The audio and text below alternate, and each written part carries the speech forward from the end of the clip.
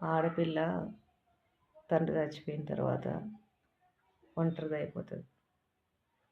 ఎవరో దాతలు పెళ్లి చేశారు నాకు. పెళ్లి చేసిన తర్వాత భర్త మీద ఎన్నో ఆశలతో, ఎన్నో కోరికలతో, ఎంతో సంతోషంగా వాళ్ళ జీవితంలోకి వెళ్ళిపోతుంది.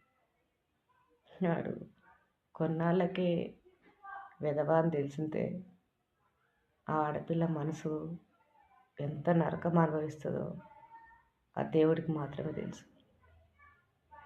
అక్కడ అమ్మా నాన్నలు నాన్న లేడు, తల్లి చెప్పుకోలేదు, అన్నములు చెప్పుకోలేదు, ఆ పిల్లలు చెప్పుకోలేదు. ఎన్నో కష్టాలు అనుభవించా, ఎన్నో బాధలు అనుభవించా. వాడు పెట్టే కష్టాలు, వాడు పెట్టే నరకాలు అనుభవించలేక, బాధలు పడలేక సంటి పిల్లల్ని తీసుకొని సపరేట్గా వెళ్ళిపోయినా. ఏదో నాకు తెలిసిన పని చేస్తూ ఆ ఇద్దరు పిల్లల్ని చదివించుకుంటూ గొడ్డులాగా పనిచేశా. అయినా కానీ నా మొగుడు నన్ను వదిలేశాడు. ఎన్నో అవమానాలు ఇచ్చాడు, ఎన్నో బాధలు పెట్టాడు, అన్నీ రంకంటే కట్టేవాడు, ఎన్నో చేసేవాడు.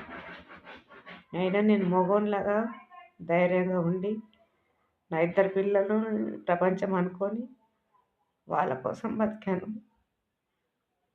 కానీ వాళ్ళే నన్ను అర్థం చేసుకోక నన్ను వదిలేసి దూరంగా వెళ్ళిపోతే ఆ తల్లి పడే నరకం ఎవ్వరు అనుభవించలేరు. మీరందరూ అనుకోవచ్చు ఈమె యాక్టింగ్ చేస్తుంది అని. యాక్టింగ్కి మనసు పెట్టి ఆలోచిస్తే ఆమె నిజంగా బాధపడుతుందా లేదా అనేది మీకు అర్థమవుతుంది. అన్నీ చేసి ఇంత పెద్దగా చేసిన తర్వాత అదెవరినో లవ్ చేసి పెళ్ళి చేసుకొని వెళ్ళిపోయి ఇప్పుడు నా మీద నిందలేస్తుంది.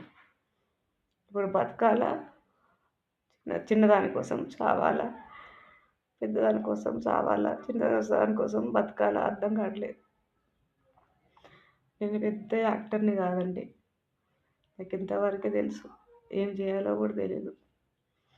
కాబట్టి అందరి కోసం కొద్దిగా సాయం చేస్తారేమో అని యూట్యూబ్ ఓపెన్ చేశారు. సరదా కోసం కాదు.